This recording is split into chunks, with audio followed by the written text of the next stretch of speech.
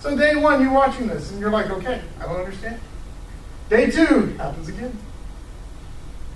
Day 3, by this time it's probably a joke. Sitting there, hey Bob, they're doing it again, the parade. Come on, watch. Let's see how far they get this time, how long it takes. It doesn't make sense. Jericho is not understanding what's going on. But the people did it. They followed this plan of God. Did they think that they knew? Did they know what's going to work?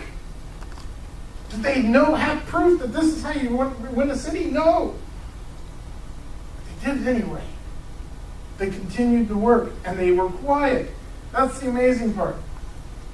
Can you get 40,000 people quiet? You know how you get a room full of people, a classroom full of, a Sunday school class to be quiet? Ask somebody to pray. Ask them to pray or read the Bible. Who wants to read next? I do. Yeah, there's that one. I'll do it, man.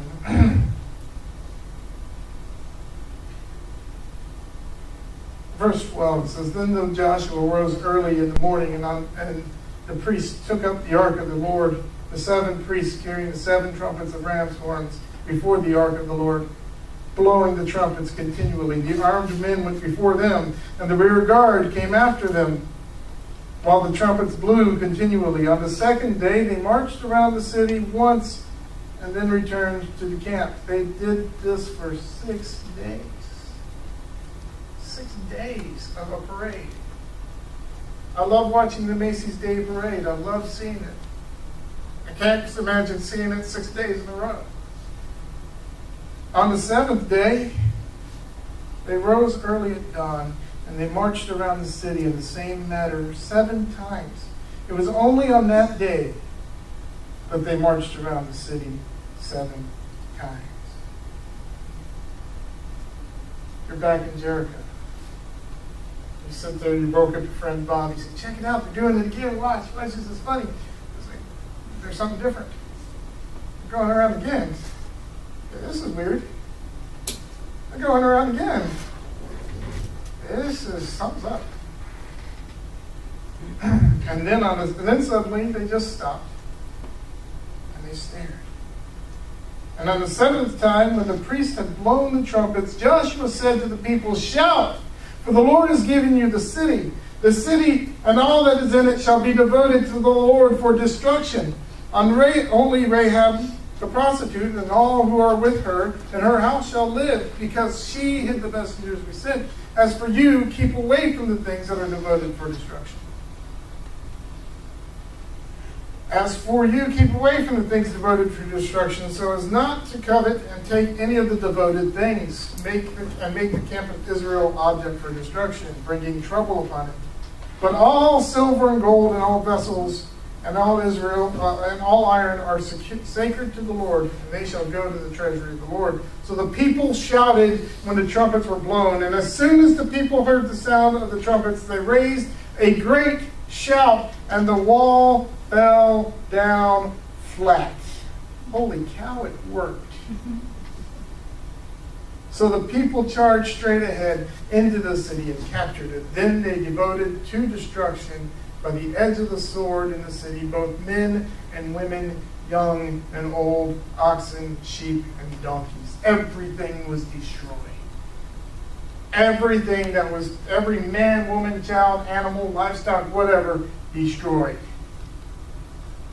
Holy cow, the plan worked. Even that one, too. Even that one. I want you to pick up a couple things here. The first thing is, I don't want to be caught in the trap of spiritualizing or allegorizing any of this. I could. I've read sermons this week of people who did that. Who said this means that God will take care of this one. Well, yes, God will take care of your Jerichos in your life and destroy things. But I want you to see what's happening here. First of all, whose plan was it? It was God's plan, right? It was God's plan from the beginning. It was God's plan at the outset. It was God's plan that he told to Joshua, and he says, do this. This is how I want you to do it. It doesn't make a lick of sense. It makes no sense whatsoever. How am I going to take a city by just marching around, by sending a parade around? I don't get it. I don't understand. God, how is this going to work? It's God's plan.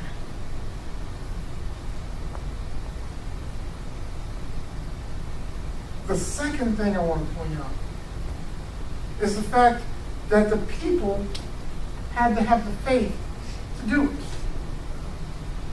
The people had to have the faith to do it. And the trust in God. Because think about it. Joshua could have said, what you talking about, God? We ain't going to do that. We're going to do it our way. We're going to do it the right way. We're going to do it the way you're supposed to do it. Have you ever had that conversation with God? God, that's not how you do it. God, that's not how you build a church.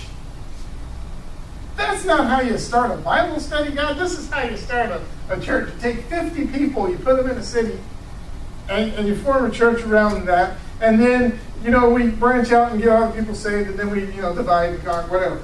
That's how you build a city. That's how you build a church.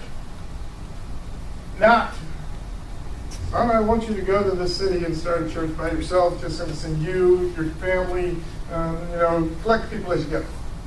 I'm with you. Or how about the mission trips? We know how to do mission trips, don't we? You take 50 people, 100 people down to New Orleans, and you have all the lumber and stuff waiting for you down there, and you just start building it. Instead of taking a mission trip to a place like Northern Ireland where you don't know what you're going to do, and then when you get there, they don't even know what you're going to do, and you just got to make it up as you go along, and you piece things together. That's how you do a mission trip. How do you do your life? My plan in middle school was I was going to go and become a park ranger. And while I was being a park ranger, I was going to take pictures of animals and get myself published in the National Geographic magazine, and I'm going to be world famous, and everybody's going to know the name Michael Kelly. Well, people know the name Michael Kelly, but they think he's some author that works for Lifeway, not me. I didn't say I was going to become I changed my name to Hare. I'm going to go into the ministry, and I'm going to preach at a church in Wallingford, Pennsylvania. That was not in my plans. That was God's plan.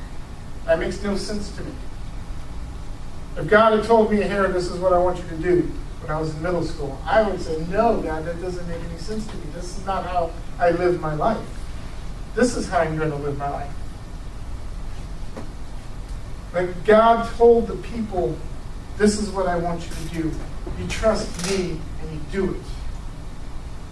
What did the people do? They obeyed. They obeyed everything God told them to do. Joshua did everything the Lord told him to do. He got the people organized. He got the ram's horns. He marched around the city. He organized the parade and marched around the city. The people obeyed, and the people obeyed Joshua. How easy is it to get 40,000 people to not say words and not speak?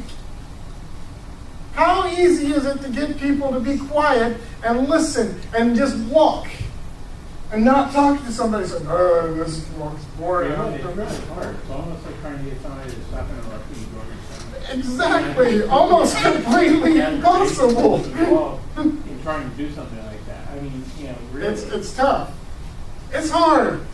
But they obeyed. They trusted their leader, and their leader trusted God. So their people trusted God. The plan was God's. Their trust was in the people's job was to trust and do. I trust you, God, I'm going to do it. And finally, the important thing is that the victory was complete. The victory was shared between Joshua, the people of Israel, and ultimately the Lord. The last verse, 26 through 27. So Joshua then pronounced this oath, saying, "Cursed before the Lord be anyone who tries to build this city, this Jericho.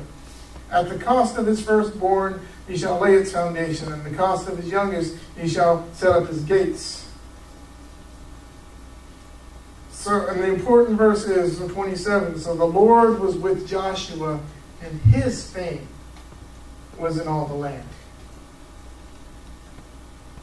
His fame.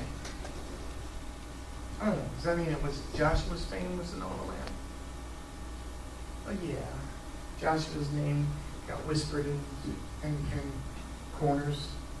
They knew that Joshua was coming. They knew Israel was coming. But I think even more so, the Lord's fame was throughout the land.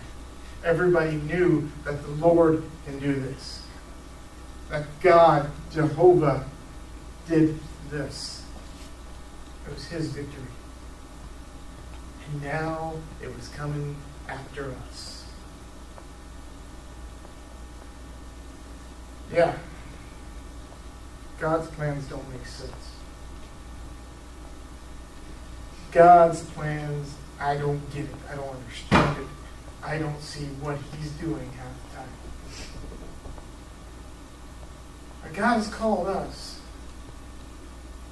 not to give him our plans and tell him what we want to do, not to give him our designs on life, ministry, love, whatever. Not to tell him what we think he should be doing, but to hear what he has for us to do and say, okay, I'll do it. And the end result is victory in all cases. It may make no sense. It may not make a hill of beans of sense. No military expert or church or business expert will ever look at it and say, wow, you've got a good plan there. Actually, your plan, I don't know how you did it or what you're doing. But God's called us to do it. You just say, yes, sir, we'll figure it out as we go. I'll do what you ask me to do.